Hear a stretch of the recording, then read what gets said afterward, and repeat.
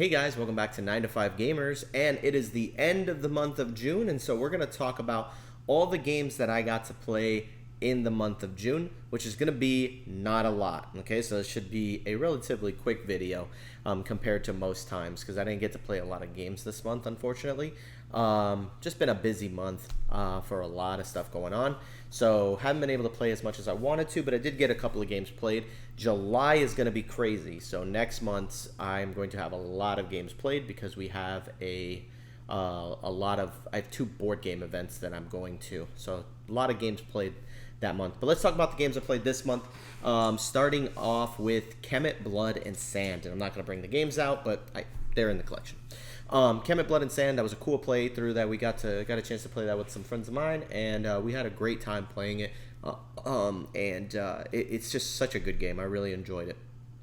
Another game we got to play this month was Mind MGMT, Psychic Espionage game. This is the hidden movement game where you're just trying to find the recruiter. One player plays as the recruiter, the other player plays as the secret agents that are trying to stop the recruiter from recruiting people to their side.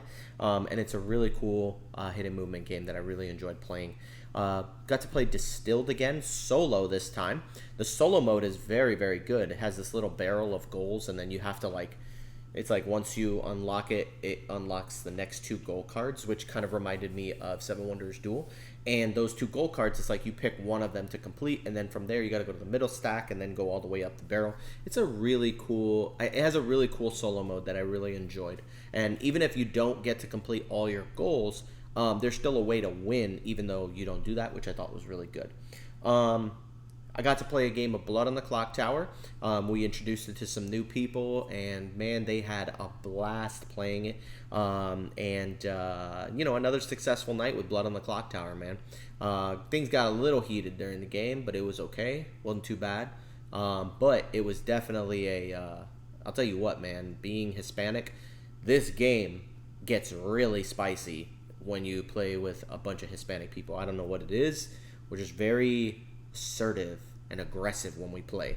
I don't know, man. You put a bunch of Hispanic people in a room playing this game, you start hurting people's feelings. But that is exactly how it is when we play Blood on the Clock Tower, man. It gets real spicy. But it was really fun. That's why I want to record my playthroughs. I think that'd be fun. The next game we got to play Artisans of Splendid Vale, which is, again, another great game. Just continuing our campaign, working our way through it one mission at a time, and doing a lot of that exploration and just having a good time, enjoying it as we go along. Loving how the game is building up, and it's just we're getting stronger and getting more items and stuff, so it was pretty cool. Got to play Barren Park with a friend of mine who really, really enjoyed it, man. And it's funny, too, because he really enjoyed Planted as well. So I think he's a real big Phil Walker Harding, praise be, guy. So, Phil Walker Harding, your games are amazing, and they are the most welcoming games that I've ever played, except for Summer Camp. That is not welcome in my house, but it is in my collection. My wife is looking at me. It's so bad. But I don't enjoy the game. But my wife loves it. Orleans. I got to play some Orleans this month, which was really, really fun. I am surprised how much I actually really enjoyed that game, and definitely made my top 100 list, which I had to redo after the fact. And there was a way that I was able to do that, but I don't feel like explaining that here. Got to play Agricola with my wife finally. She has not played Agricola or Caverna. I figured she would really like these games because she always wants to do like gardening and things like that. And so I felt like Agricola would be right up that alley of just being able to have your own little farm and animals and things like that. And it was good. It was good. She enjoyed it. She gave it a 7. She said that she enjoyed it. It's not a game that she will always want to play. She'll play if she's like in the mood for it, I think. But it's definitely a 7 in her book, which is actually pretty high compared to that. Most of the time things are getting 6s or lower, because she has a very good critique when it comes to the games. Like it's very rare where she gives out 8s, 9s, and 10s. Heat, Pedal to the Metal. We got to actually play this not too long ago at a friend's house, and we played a 5-player game of it. And man, I was so impressed with my friends. Let me tell you this right off the bat.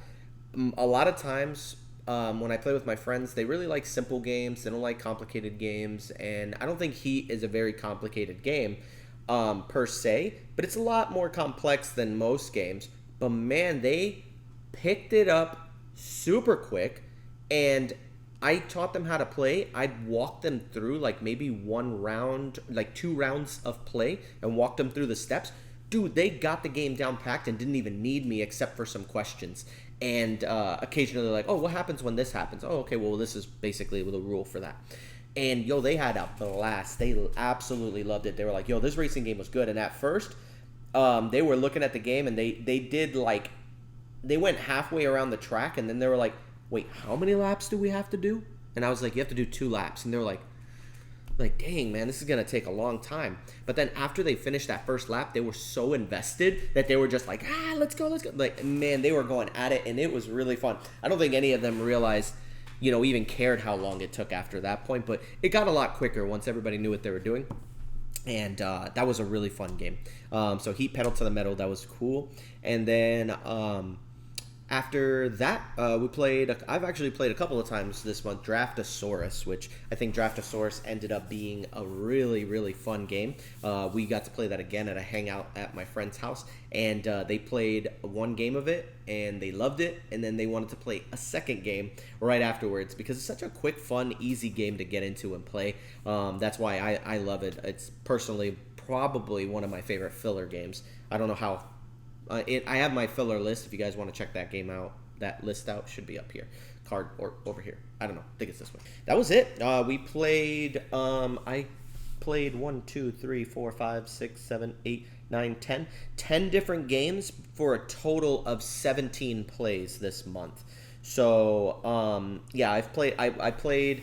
I got about 17 plays this month. I'm not sure. It doesn't show here how many I played each time. I think it just shows the totals of how many times I've played them total, not how many times I played them this month. But I definitely played 17 games, but there were about 10, 3, 6, 9, 10, yeah. 10 games in total, over 17 plays of them. We played a couple of these a couple of times.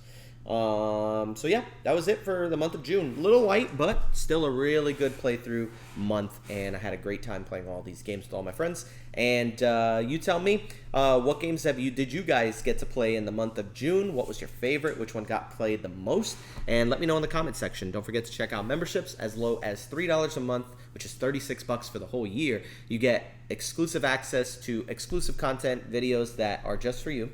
You also get posts throughout the week of different things that are going on, some behind the scenes footage, and just kind of a view into like my life in general and the things that I do throughout the week.